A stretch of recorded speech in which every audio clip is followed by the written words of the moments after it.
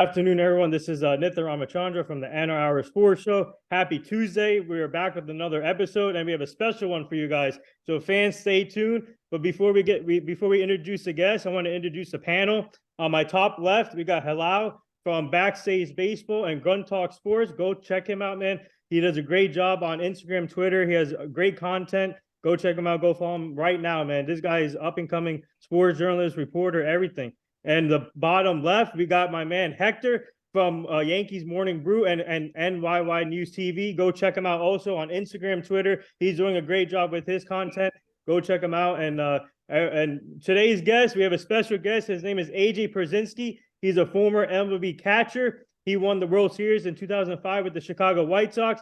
Two-time All-Star, Silver Slugger Award. Man, what a great career. Not only he played for the White Sox, he played for the Twins, San Francisco Giants, White Sox, Red Sox, Rangers, Cardinals, and Atlanta Braves. And obviously a great career, great catcher, and a Yankee killer. So we'll get to all of that. But AJ, obviously you do great things off the field. You're still involved with the game, and you guys have a show called Foul Territory. Go check that out. They're doing a great job with Scott Braun and Eric Kratz and everybody else. Todd Frazier is part of that. But AJ, thank you for joining us today. It's truly an honor. And fans, please tune in and you can ask questions on the Spreaker app if you have time. But AJ, thank you. How are you and your family doing today? Everyone's good, thank you, dude. How old is the dude in the bottom left? He looks like he's about my son's age. My son just turned 16, so man, he looks younger. How old are you? I mean, you're pretty close. I'm actually 13. I just got into this industry. I have about 1.4 thousand subscribers on YouTube. I work with Hector. We do a bunch of shows. I do a bunch of shows, got into this industry. Yeah, it's nice to meet you. Okay, yeah, all right. I didn't know I was talking to the teeny boppers today, but okay. Nah, look, Halal, he's up and coming in this world, in this industry, I should say, AJ. But nah, he does a lot of real great work. I was honored actually to be on your guys' Instagram channel with Scott Braun, one of my friends from the Knights of DJ. I was on the channel, and me and you was joking around because you was ripping some packs open, and I wanted the Jason Dominguez one, but you pulled out the Jordan Montgomery as the first one. I remember. Hey, yeah. I remember. The problem was your internet is a lot better now than it was that day when we had. Oh yeah, definitely. Congratulations on paying your bill. Yeah, that's what it is. Your bill. I appreciate you, AJ, taking out this time, man, to join us on this conversation. Appreciate you, brother. Thank you. I'm glad to be here, guys. And like when you guys asked, my family's good. Everyone's good. I'm actually sitting here at my son's game. We got a game at 7. You see the R, so it's Royals, not the Kansas City Royals. Let's just say that, but. First Academy Royals. We're just JV had a game. It's rain delay right now, so we're just in the office hanging out. Nice. Oh. Is your son a catcher too? He is, sadly. Yes, he sure is. Can't say sadly, AJ. You had a long career, right? You busted into the big leagues. I want to say 20 or 21 years old, and you almost made it 20 years completely, but you were able to play over 3 decades, from the late 90s, the 2000s, and the mid 2000s, the 2010s. The 3 decades that you played, you were able to see such a switch in the game of baseball. Anything specific that stood out to you looking back on it right now? Well, the guys are better now than I think we were. They're better shape. I know that. Better shape. They're better younger now. I truly believe that because of the travel ball. And I'm not a travel ball fan at all. You can ask anybody. It's a necessary evil for kids. But I think they're better because of it. Kids are better younger because they're exposed to more than what they were back when I was coming up. I played in Florida and grew up in Florida. But if you got, I never saw anybody outside of Florida until I got into the minor leagues. And now these kids travel around. My son does it. And play kids from California and Georgia and New York and Ohio and Texas. And it's just a standard weekend for them. And it's cool. It's cool. I think they're better. They're stronger. They definitely know how to train more and more properly than what we did. But man, it's a different game. Definitely, as you get older, you realize, man, times they are changing. Awesome. Before we go any further, we just added another one of our co-hosts, Jason from Yankees 161. Go check him out. And Jason, you want to introduce yourself to AJ? AJ, Jason 161 of Rav. Thanks so much for coming on. I'm a big fan of your style of play when you used to play, man. So I'm really thankful that you're taking the time to talk to us, and appreciate that. And I mean, if it's all right, I had a question for you. I don't mind to Go ahead, jump in, Jason. everybody. Oh. My little baby in the background, she's training. But I wanted to ask you with Hey, the she's coming down the stairs. Hold on. Someone just came down the stairs, so watch out. got three. With the way the game has evolved over the last, I'd say, 2 decades, what would you say you like the most about how it's evolved, and what would you have liked to have kept the same when you were playing? You know, what are the differences between the two, and what did you like most about when you were your playing days? How it's evolved now is strikeouts to me. Strikeouts mattered. When I was coming up with the Twins, dude, you did not strike out 100 times. You struck out 100 times, they were like, phew, see ya. You're Yeah, out. yeah.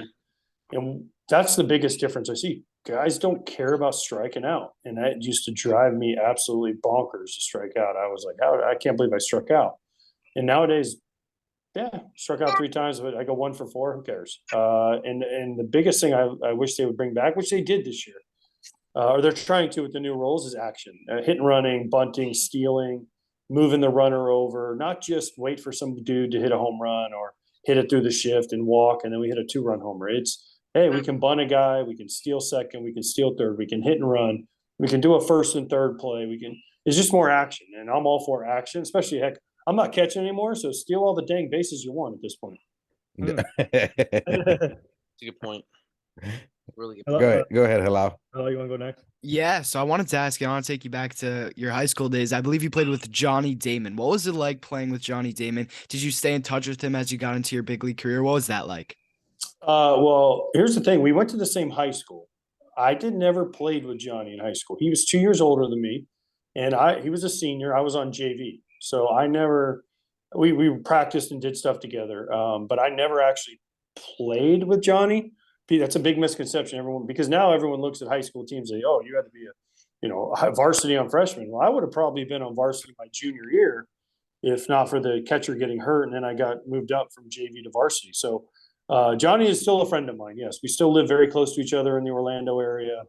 We were friends then. We're friends now. Throughout our career, we had many moments that were intertwined. So yes, Johnny is a friend. Johnny still is a friend. He was a friend then. But we never technically played together. We just kind of were at the same high school at the same time. Yeah, so AJ, can you tell our fans about your draft experience? You got drafted by the Minnesota Twins and from 1998, and talk about that. And obviously, sometimes you got to work hard to get to where you wanted to be. And AJ, you got to your dream, and talk about that. Let our fans know what was that like for you and your family and your friends. Well, like I just said, I mean, I thought I was going to be playing JV my junior year, which is fine. It was just the way it was. There was a senior catcher, and I was the guy behind him, and there was nothing I could do. Fortunately for me, unfortunately for him, he got hurt, and then I moved up my junior year and played and did well. And then before that, nobody had any idea who I was, and there was no showcases. There was no, perfect game or prep baseball report or whatever publication you want to follow. No showcases really.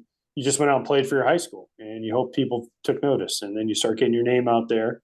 I did go to one thing that was called Team One, which it was now Perfect Game, but this was the original Team One in Cincinnati, Ohio.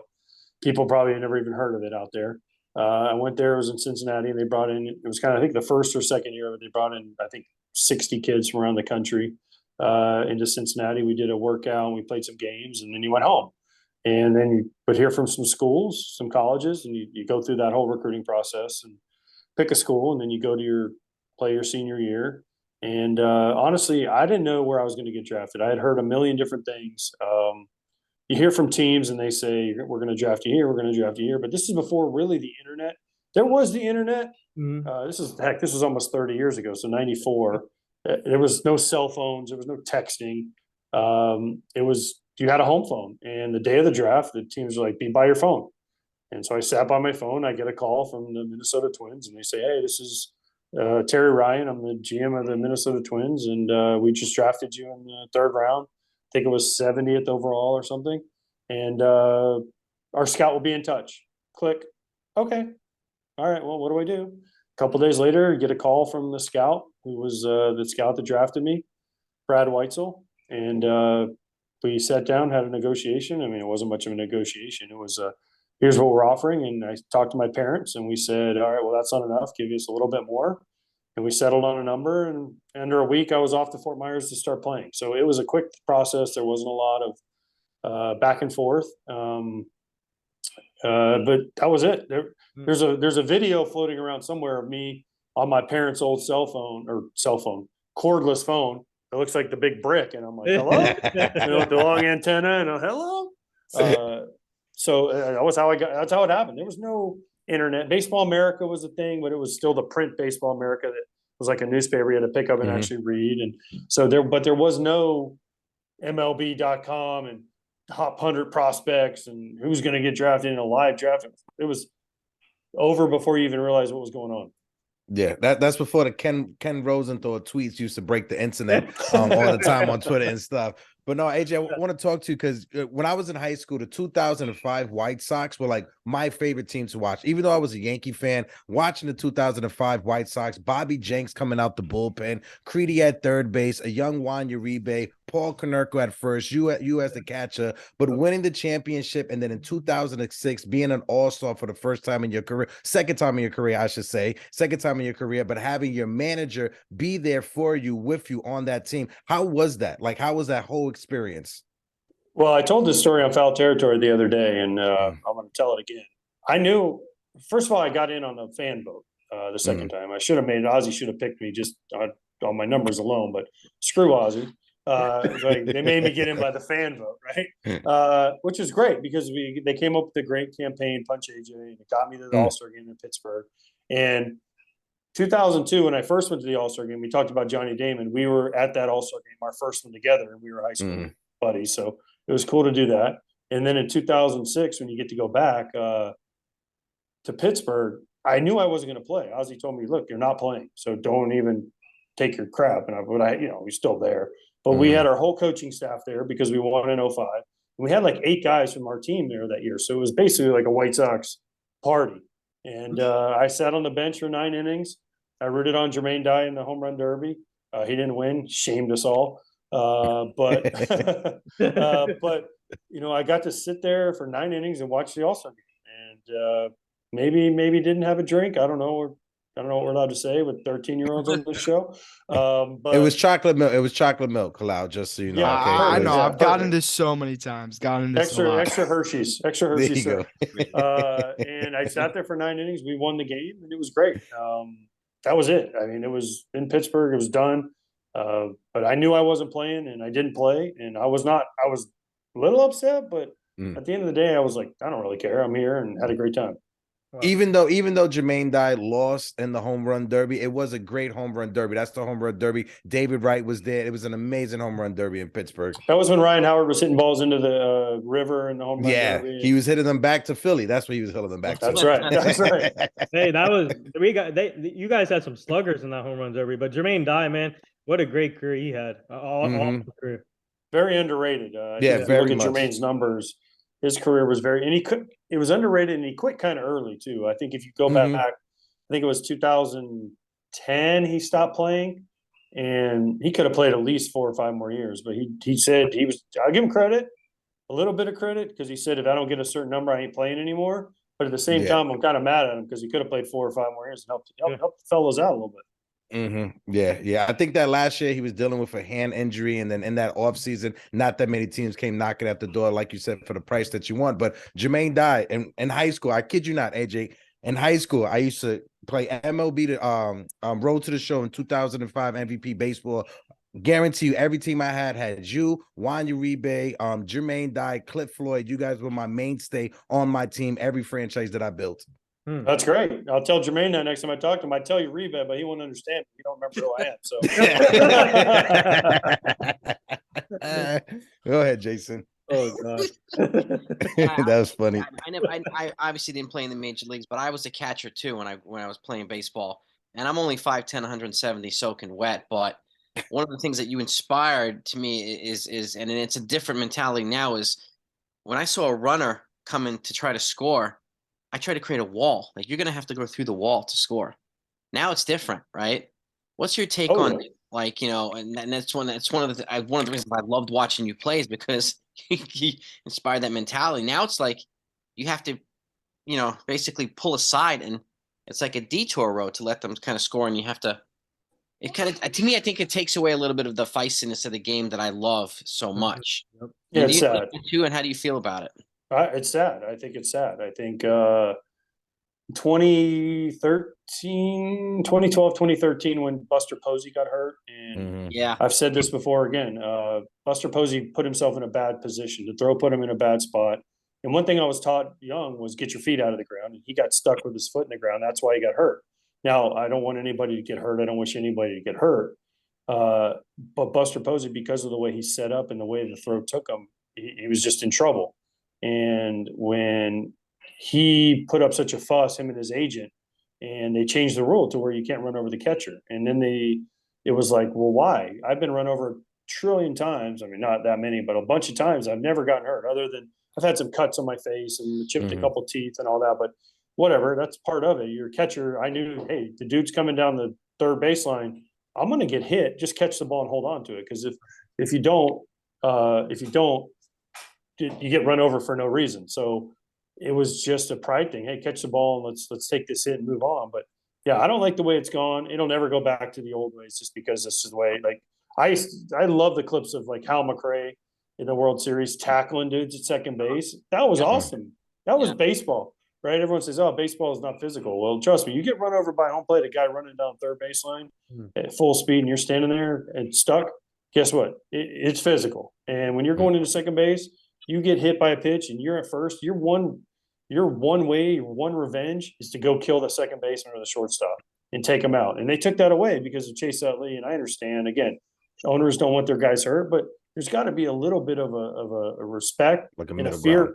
Yeah, but a fear factor too of, hey, you hit me, well, I'm going to go take out that dude. I can't get to the pitcher, but I'm going to take out your teammate. And then the pitcher thinks, well, man, this dude goes in and kills my second baseman. Maybe I'll think twice next time I throw a ball at him. Yeah, it's good going back and looking at the vintage footage of Willie Randolph trying to jump out of the way at second base with people coming in with their cleats all high pointed up. Yeah, it's a different day and age in 2023 when it comes to the infield. Like I said, if you haven't seen Hal McRae's highlights at second base, go back and watch him in the World Series when I forget who the second baseman is for Oakland, but he comes in there, and I think he was at the Reds at the time. He doesn't even there's no sliding. I think he got Willie Randolph one time too. There's sliding. He's not thinking about sliding. He's full WWE cross body blocking him at second base to make sure he doesn't make the throw. I think the best one was Albert Bell shoulder tackling that one guy, and then no one said a word after it. Everybody was just quiet because nobody wants to bother Albert Bell. Well, there was a story about that. Vina, yeah, Vina. With Fernando Vina, because Albert Bell had just had the play, I think either the day before or the game before. And one of the big things when you're on first is the first base coach says, hey, don't let the second baseman tag you. Well, Albert Bell had it happen to him, I think, the day before. Well, the next day, Fernando Vina, the same play. Well, Fernando Vina wasn't going to let him tag, or Albert wasn't going to let Fernando Vina tag him. He tagged Vina, and I mean, he elbowed, and he forearm shivered him pretty good, and he didn't turn the double play. Yeah, go ahead, Hilal. Yeah, I was gonna ask you about like the fire you play with on the field, and then with your friendships on and off the field. When it comes to like, I know as a 13-year-old, I need to figure out how to control when I'm on the field with my friends, and then when I'm off the field, something like that. So I want to ask you, when you had a quote, I believe, when you were off the field, you're best friends, but when you get on the field, it's a completely separate sport when you're playing against each other. How would you advise a young kid like me how to control their ways when they're with playing their friends on the field and when they're hanging out with them off the field? Well, just understand it's a game, first of all, especially at that young of an age. And the other thing is you got to learn how to separate baseball or whatever sport you play in real life, because really the sport is fantasy and real life is real life, right? So you don't take them, and when you get them in together, that's when you get into trouble. So you have to remember, whatever sport you're playing is fantasy, and your life is real. You need friends. We all need friends in our lives. We all need people that we can confide in and be friends with. And human nature is we need other people around. It's not a lonely life that we live. No one wants to live a lonely life. So you take it and you say, okay, this is my job. I'm a baseball player. And my job is to get as many hits or get the other guy out as much as possible. And you understand that. And then off the field, we can go out and have a beer. We can go out and hang out. We can go out and do dinner, whatever you want. But when I'm in the box and I'm facing, let's say, Mark Burley, who was one of my best friends, guess what? I'm trying to kick his ass, right? He's trying to get me out. I'm trying to get a hit off of him. Then we meet up after the game. We go out and we hang out. And then the next day, if we face each other again, guess what? We're going to butt heads. But again, baseball is a fantasy or a sport, and then real life is real life. So you just have to learn that balance and try to figure it out. And I played different than anybody. I had to play with a hate. Okay. And I've told this story. I needed to hate the other guy. And I would invent things that to hate him for no reason. I would just be like, oh, I got to get this guy. That's how I got to get up for the games. God bless people that can get up for games just by drinking a Red Bull or coffee and going out there and playing. I had to have a fire, and that's how I had to play. And that's how I played a lot of games, because I was mad, whether it was real or not. But again, fantasy world of sports, real life. Then the game's over, boom, you come down. Okay, we're friends again. But during those 3 hours, we weren't friends. We were out there taking each other's money. Wow. Yeah, speaking of Mark Burley, man, what was it like playing with him? And you caught his no-hitter, and he pitched a perfect game. You caught a couple of perfect games throughout your career, but talk about his no-hitter that you caught. And he was like a specialist on the mound. Like he fooled all the hitters, and what a great career he had. So what was it like playing with him in Chicago? He was great. He was one of the best teammates he ever had. You knew when he got the ball every fifth day, he was going to be there. He was going to work fast. He was going to throw it over the plate. And he was just a good guy to have around. You could talk to him. You could have conversations with him, hang out with him, whatever it was. We had my locker, his locker. We were next to each other for 7 years. So we got to know a lot about each other. And he was one of the fastest workers. There's no pitch clock needed. He got the ball and threw it, Never shook you off as a catcher. Let you do the work, believed in what you were putting down was the right pitch. And yeah, to say Mark Burley threw a no-hitter and a perfect game, if you would have said that before anybody's career, you said he's crazy. But he did it. And I think he deserves a little more credit for his career in total. And I think he has an outside chance of getting in the Hall of Fame. I don't know if he'll make it, but for his era, he was one of the best going. Wow. And we have to get you into the Hall of Fame too. So. Well, I'm in like the Polish Hall of Fame and the Chicago Hall of Fame and the Dr. Phillips Hall of Fame. You know, the Baseball Hall of Fame is really, really extremely, really, really, really, really, really almost impossible to get into. Yeah. No, but you talked about a little bit earlier in the show about how striking out was something that you wasn't too keen for, right? When it comes to nowadays, it seems like every other player is striking out over 100 times in a season. But when you look back on your career, you've only struck out 70 times, 3 times in a season. 2 of them was towards the later stage of your career, and literally you played in almost 130 games for like a 10-year span. So when it comes to that, when it comes to your mindset at the plate, what do you think it is nowadays? You think just everyone's just trying to get a home run and just try to be the next Aaron Judge or the next 40 home run bomber per season? What do you think it is when it comes to the approach nowadays that people are just striking out left and right? They don't matter. I said it. They don't matter. Strikeouts don't matter. So they want you to get your A swing off every time. And there are times where you can't give him your A swing because you're going to strike out. Now, you find me Aaron Judge, who can hit you 62 home runs, obviously, and can also get the guy in from third with less than 2 outs and not strike out. You got a special player. That's, I guess you would say, but Mike Trout strikes out a ton. But can Mike Trout cut it down, put the ball in play when you need to? And I was trained when I was a Minnesota Twin coming up. You don't strike out. You put the ball in play, you use the whole field. And if there's a runner on second, you hit a ground ball to the right side, get him to third. If there's a runner on third with less than 2 outs, the infield's back, you figure out your damnedest how to hit a ground ball and get him in, or hit a fly ball and get him in. There was no, I can't do that. I'm going to strike out, because Tom Kelly would be like, see you in AAA, meet.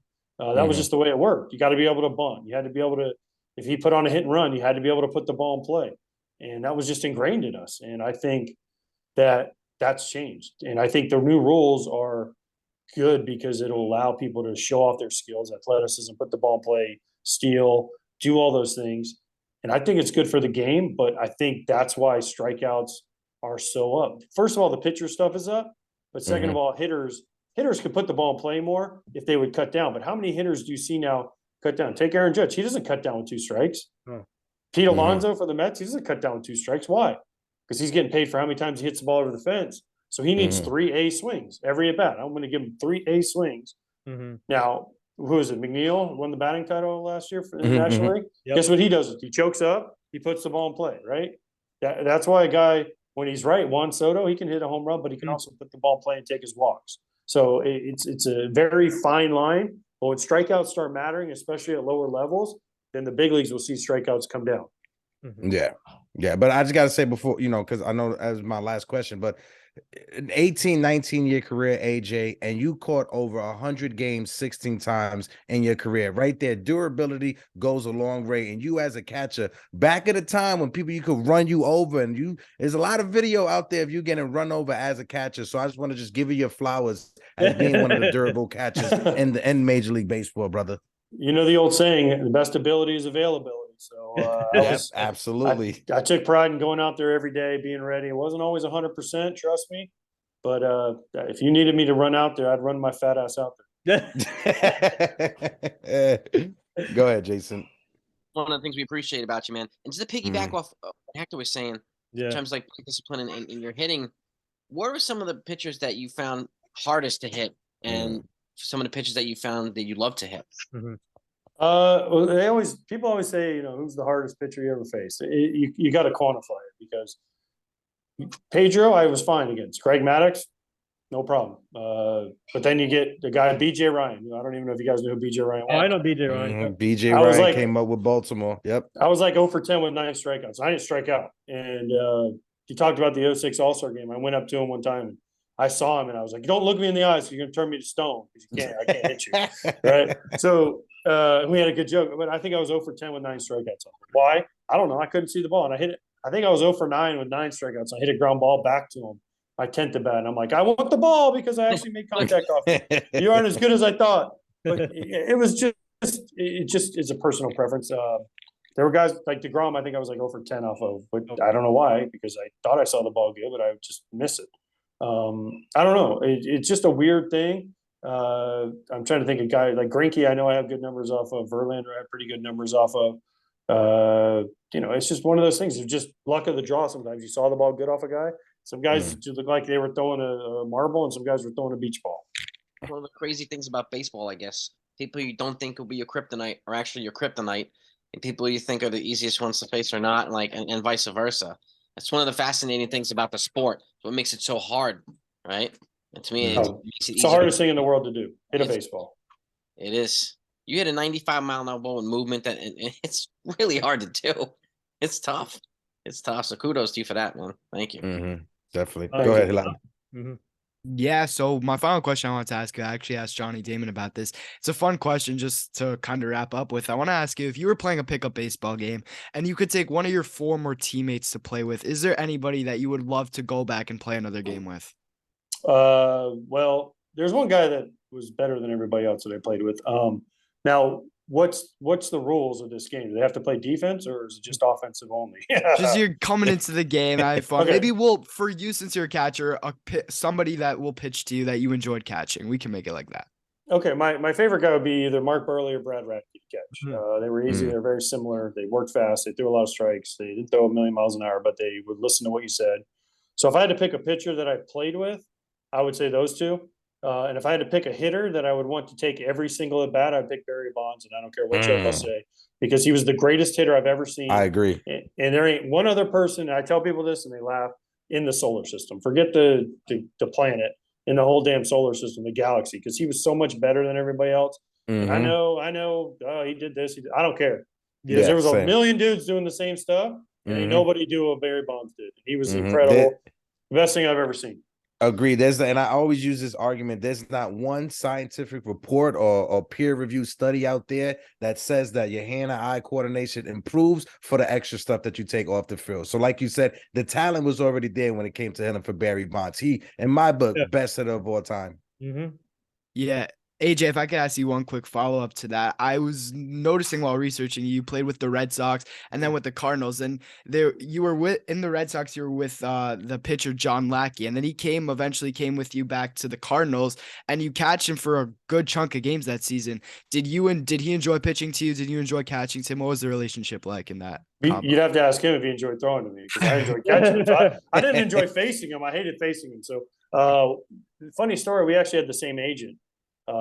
Smaller guy out of San Diego, and he was with Anaheim. We faced each other a ton in the playoffs and all over the place. And I go to the Red Sox, and John was great, great teammate, great guy. I hated him when I played against him, but he was great when we became on the same side. And I get sent to the Cardinals first, and we were in San Diego, and I'm sitting there in the training room. I wasn't playing, day off, and what's his name? Joe Kelly was on the other table in San Diego, on the other training room. And I have my phone, and I'm sitting there, and my phone, bing, it's a text from my agent, and I'm like, well, that's weird. And he says, "Oh, don't tell anybody, but Lackey's getting traded to the Cardinals today. It just was approved by the MLB." And I'm thinking, okay, well, who am I going to tell? And about 15 minutes later, on the ticker on MLB Network, it says, "John Lackey traded to the Cardinals." Ooh. Right? Well, Joe Kelly was traded. So Joe Kelly's literally 5 minutes before, and it came across the ticker before they had told Joe Kelly and Alan Craig, and I forget who the other guy was. But they found out on the ticker at MLB before Mike Matheny had called him into the office and said, "Hey, there's a good chance you get traded today for John Lackey." So I knew, the ticker knew, but those two found out after it had already leaked out, which is not a good policy. I don't agree with that at all. Wow, that's crazy. So before we get to your success with the Yankees, I got to ask you, what was it like winning the World Series with the Chicago White Sox in 2005? And there's a picture of you and your wife and your kid as a baby at that time. And what did that mean to you, having your family on the field, and especially your kid, and winning that World Series with the team? Well, I wish I could have won another one when my kids were a little bit older and they would actually remember it. My daughter was born in September of that year, so she doesn't. But she always says she doesn't remember it. But she's like, "I was there, so I know all about it." She teases my son, who's about a year younger. So it was great. Listen, winning the World Series is the ultimate prize or winning the championship in any sport, whatever sport you play. It's about winning. And I know personal achievements are great, but when you win, especially in Chicago, it had been so long that either team had won. It just meant it meant so much to the city, to the organization, and the group of players we had. And then when you get to bring your family on the field and celebrate with them, and again, this was kind of before it's become much more in vogue to have your kids around and have your wife and have people hanging out with you. So it was just a special time, and to have them there just topped it all off. It just, you can't describe it. Take whatever feeling, the greatest thing you could ever imagine, and multiply it by 10, because everything you've ever dreamed of, everything you've ever thought possible, and then you do it.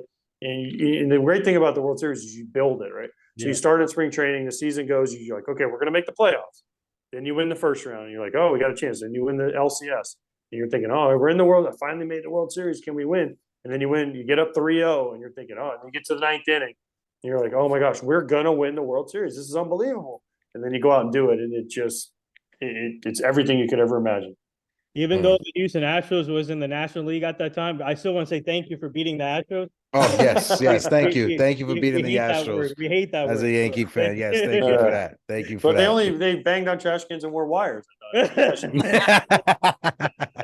I guess you guys haven't gotten over that yet. No, they haven't. They didn't have the technology back then in 2005 for the trash cans. All right. But tell our fans about what was it like playing at Yankee Stadium for you, and obviously you had great numbers against the Yankees, and you played with the Red Sox, so you had some AL East time. But what was it like just competing against the Yankees? Well, I was born in New York, so my family's still up in New York, out on Long Island. All my cousins and uncles and aunts and everyone, my grandparents are out in New York, out of Long Island. So I was, kind of a New York guy, and I'd spend summers out there on Long Island out east, and with my grandparents, and so I watched a lot of Yankees games growing up. And when you get the first time, you can take new Yankee Stadium but when first time it's great, but old Yankee Stadium was a completely different animal, different feeling. When you stepped onto the field, when you walked into the tunnel at old Yankee Stadium, the old clubhouse, it was just cramped, and you walked out, and you walked down the little corridor with the AstroTurf, and you turn the corner and you look up and you see Yankee Stadium for the first time. It's awe-inspiring, because you think about all the players that played there and all the greats that had been there, and it was special. And the new Yankee Stadium is amazing. They have great facilities, and they have everything you could ever ask for as a player and as a fan and all that. But it was something about old Yankee Stadium. It was on top of you. And I was fortunate enough to play in the playoffs there too. I mean, it felt like there's 50,000 fans sitting on your shoulders when you're playing there, because it was so close, and it was straight up, right? And the new one is so spread out and so kind of back and the whole deal. And it's great. But man, when you step foot in that old Yankee Stadium the first time, you're just it kind of takes your breath away, and you have to think for a minute, man. Think about all the great players that have ever played here, and now I'm fortunate enough to be one of them. It was a blessing. Yeah. That's amazing. Jason? Yankee Stadium was louder than the new one. I mean, it was definitely loud. Yeah, we got screwed in 2003 there. I hate the Yankees for that. It is the ghost of Marilyn Monroe running around looking for Joe DiMaggio. That's what it was. No, AJ, it was we won the first game. No, we won the first game in 03 when I was with the Twins. And then we were winning game 2 into the 7th inning, and it was freezing, right? Well, they didn't tell us they were bringing some lady out to sing God Bless America. And so Brad Radke, our pitcher, stood out there for like 20 minutes, freezing his ass off. Then he couldn't throw a strike. So whoever that person was that's saying that God Bless America, great rendition, but damn, he took forever and froze our pitcher out. That's crazy. This reminded me of the movie Mystery Alaska. They brought out Little Richard to sing God Bless America in Alaska, and it was negative 10 degrees to freeze out the New York Rangers. That's about what it was. AJ, if I'm not mistaken, right? Because you talk about the time in Minnesota with Minnesota playing at Yankee Stadium. You were there at the beginning of the season, if I'm not mistaken, when it was snowing, and Jose Offerman had the face mask and everything. How was that? Because nowadays it doesn't snow that early that late in the baseball season. So how was that? Dude, it was brutal. It was the coldest games. There's about 3 games I remember that are freezing. That was one of them. We faced Pettit early in the year. And he's throwing those cutters at you, and it's snowing and 34 degrees, and you're trying to pick the ball out between the flakes, right? No, I'm from Florida. I was born in New York, but I grew up in Florida. Okay, so in Florida, we didn't do that, and that was definitely one of the coldest games I was ever a part of. I remember having hand warmers in my pockets, in my feet, and just every piece of clothing I had on, and I was still cold. But you just get through it. People say once you start moving, you warm up. Bull crap. Go ahead, Hello. One more before we get out of here. Yeah, so there's one more question that I have to ask you. It's about Yadier Molina, because Yadier Molina is the guy you played with the St. Louis Cardinals. I actually think you replaced him when he went on the injured list. What was it like just having him there in the organization with you? Well, he's a guy, right? He's a legend guy. It was nice because he actually taught me a lot of things at the end of my career about how to attack, how to game plan, how to go about your business. He wasn't around a ton until he came back and started playing a lot. But to watch him work every day, watch the way he handled the pitchers, watch the way he prepared is the biggest thing. Because as a catcher and someone that you played against Yachty for years, to be in the same room with him and watch the way you just gain a new respect for guys. And it was really cool. It was an honor to say for 2 months, 3 months we were teammates. So before we let you go, I got a couple of things for you. Do you have time to do a fan Q&A real quick? Sure. All right. Before we do that, I want to ask you, I don't know how close you keep an eye on these catchers now, but one of my close friends, I don't know if he plays for the Angels. I went to the same high school as him. His name is Matt Theis. He's a catcher and a first baseman. I don't know if you heard about him, but if you did, what are your thoughts on my friend? And do you think he can be like a full-time major league catcher? Well, I don't follow my West Coast a whole lot, so if listen, you say he's got a chance, I'll say he's got a chance. If he's playing, and he's in the minor league somewhere, guess what? And he's a catcher, you got a chance. That's it. If you can play catcher at any level, you got a chance to go to the next level because there ain't anybody that wants to play catcher. So good luck to him, and I hope he makes it, and I hope it works out. All right. Yeah, thank you. Yeah. So you ready for this fan Q&A? Maybe. I don't know. Maybe. Oh wait, Jason's got one. Oh, is Jason the fan? Yeah. Yeah, Jason's the fan. I have one quick question, if you don't mind. If you could tell us one maybe non-baseball related thing about AJ, that's something that's cool about you, something that you're interested in that we don't know about AJ. I think it'd be a really cool question for fans. Oh, what am I interested in? Get to know you more as a person. We love you. What class do you choose for Dungeons and Dragons for D&D? What would you? Are you a mage? Are you a knight? What are you? Oh, I'm a knight, dude. Are you kidding me? I'm not using magic. I'm charging right at your ass. I'm not hiding behind nothing. I'm charging right at your ass. Okay. No, I'm not. I never played Dungeons and Dragons, but I know the mage is the magic person, so I'm not that person. No, I'm full speed ahead. Let's go. I just like doing stuff. honestly, I'm really a homebody. I travel a lot around, but I travel with my family. I spend a lot of time with my family. I don't go out a whole lot. I don't do a whole lot of crazy stuff, but I do go places. We do go places as a family. I love going places. I love seeing new cultures. I love meeting new people. But honestly, when I'm home, I just sit at home. I go play golf. I hang out with my kids and my dogs and help coach my son's baseball team and just try to enjoy my time with my family because I got a junior in high school and a sophomore in high school. They're going to be gone soon, and I'm going to miss them. So, Yeah, that's cool, man. That's really cool. So before we let you go, we have a couple of fan questions on my speaker app on my phone, and the first question is, they want to know what's it like having the show Foul Territory with Eric Crash, Todd Frazier, and Scott Braun, and what's it like now for you guys just to have that show and platform where you can share stories with different baseball players, obviously your teammates or your players that you played against. They want to know. It's a lot of damn work is what it is. As you guys know, doing the podcast media stuff, it's actually a lot of work, but it's a lot of fun. I love it.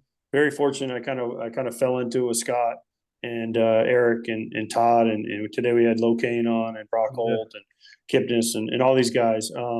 It's fun. It's great. Listen, it's a lot of work, but it's a lot of fun because I get to still talk to guys. I work on Fox and I get to do the Saturday games. Like I'm doing the Cubs and the Marlins on Saturday, right?